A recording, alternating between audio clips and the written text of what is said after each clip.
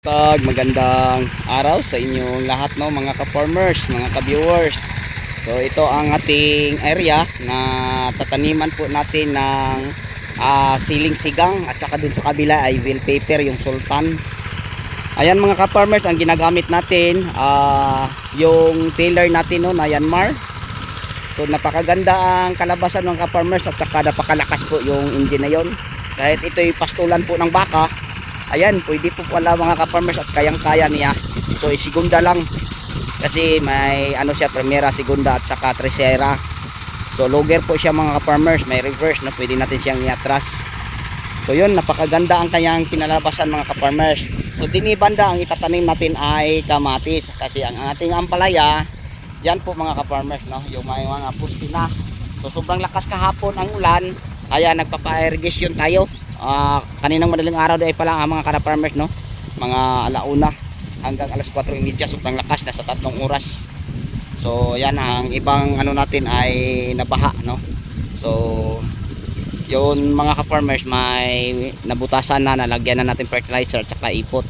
So may mga 100 siguro kabutas dyan ang i-repair natin, at bubutasan, lagyan uli ng fertilizer and then ipot ng manok, no. So hindi pa kami tapos dyan mga ka-farmers, kasi medyo ano pa ang lupa, no, malagkit pa, basa. So dito muna kami sa hindi pa nadaanan ng traktura o malalaking traktura. So doon banda sa likuran ng mga poste, isang beses na nadaanan, dalawa.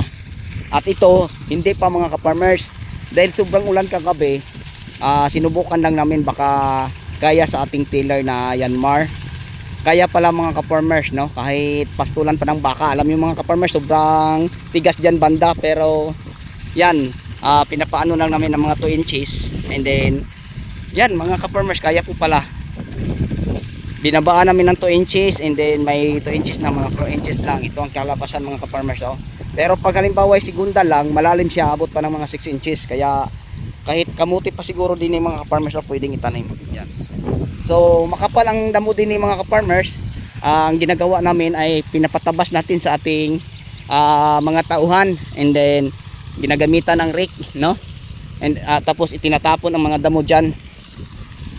Kasi ang mga damo mga ka-farmers, pag hindi natin maano, mag-ano sa kanyang blade o tiller, sa tiller mga ka-farmers, no, parang ano po.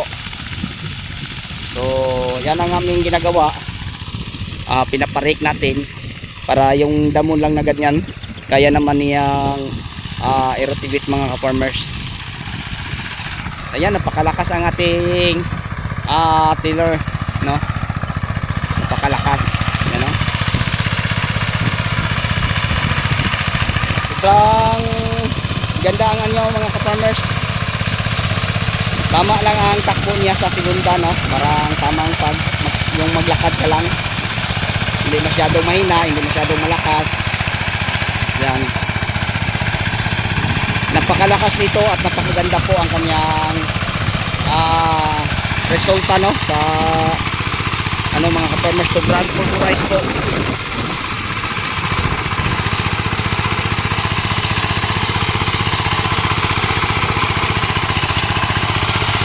So kaya pala yan mga ka-farmers. So nabili lang po natin to si Kanhan. Surplus ang pagbili nito sa unang nakabili ng surplus, and then sa kanya binili natin. So maganda mga ka-farmers, durog na durog, pwede ito sa mga magtatanim ng pichay. Maganda pag magtatanim ng pichay magkakaroon nito. Madali lang po siya gamitin. Halimbawa kung gusto kang umikot, may brake siya magkabilaan, no.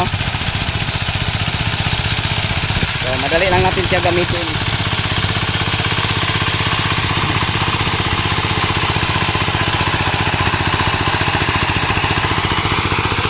So sobrang maganda po ang resulta mga ka-farmers. Durog na durog ang lupa. So akala ko hindi to tinatablan kasi pastulan dati to ng baka.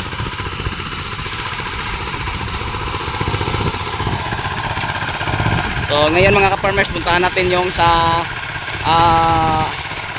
tataniman natin ng bell para makita ninyo.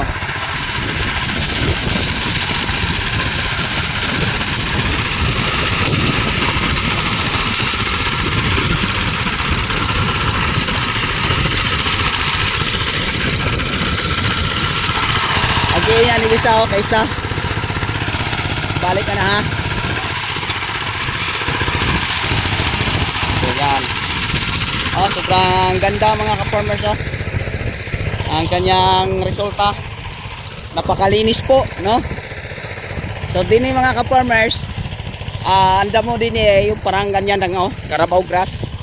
Ayan so pinapatakbo lang natin ng segunda. Yan, durog na durog. Yan akala ko mga ka-farmers hindi tinatablan kasi napakatigas kaya pala. Yan, ito ang ating inano mga ka-farmers. So bukas ito na naman ang ating aaruhin, no? So ganito lang ang damo.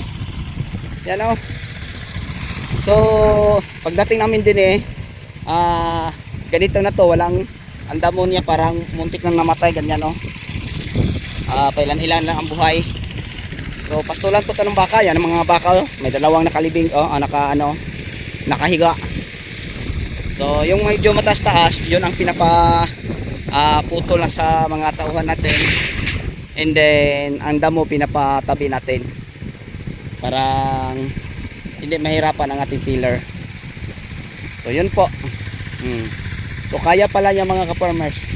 So ang itatanim natin din ni banda simula sa gilid ng kalsada, yan may mga sasakyang dumadaan, papunta din bell pepper, at din naman ay sigang, kamatis, ampalaya, talong, and then doon baka kabila magtanim pa tayo ng mga okra. So sari-sari ang tanim natin mga ka-farmers. Yan ang ating solar, tangke, packing house, and then maglagay pa tayo doon ng isang packing house, no? So yun po mga ka-farmers, malaking bakay po kung meron tayong tiller. So yan, nagustuhan ko ang performance nito kaysa isa nating tiller. Yung isang tiller natin mga ka-farmers, pag iararo natin dito parang sobrang po siya, no, kalog. Kaya kawawa ang operator. Pag ito mga ka-farmers, kahit isang kamay lang o hayaan mo lang siyang tumakbo, hindi siya maggalaw mga ka-farmers, hindi maalog sa katawan. And then yung mga sanga ng kahoy na ito, kailangan namin to putulan para hindi malilom. So ulitin ko, ang itatanim natin din ay siling sigang.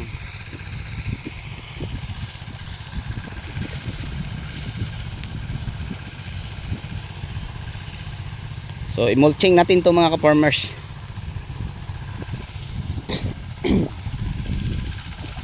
Lagyan natin ng plastic mulch.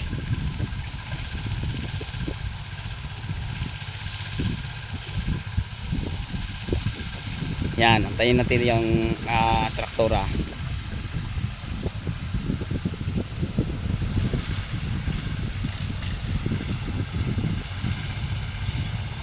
Ayan. Isang ano na lang mga ka-farmers Yan. Bilis lang mga ka-farmers. Siguro nasa mga ang lawak niyo siguro natin dito mga 1.8 no square meter o 2,000 ba. Yun siguro mga ka-farmers ang luwang nito sa ating pinapararo. So simula umaga hanggang hapon mga ka-farmers, kaya pala niya mag-araw-araw ng mga kalating hektarya. So magpahinga ka, pero pag halimbawa ay dalawang operator palitan, mga 3/4 hanggang isang hektarya, depende sa sipag ng operator. Parang yun siguro mga ka-farmers. So ang nagustuhan ko lang ito ng Yanmar na ito, sobrang durog ang lupa. So maganda to sa mga magpipitsay, lalo na sa sigang, no? Katulad natin yung mag bait para sa mulching, maganda din gagamitin.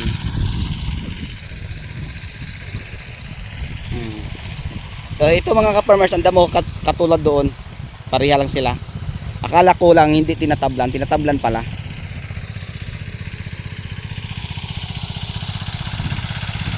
Okay, so yun lang po siguro mga ka-farmers, mga ka-viewers, mga subscriber ang mai-share ko po sa inyo sa araw ito. So hanggang dito na lang po. Maraming salamat.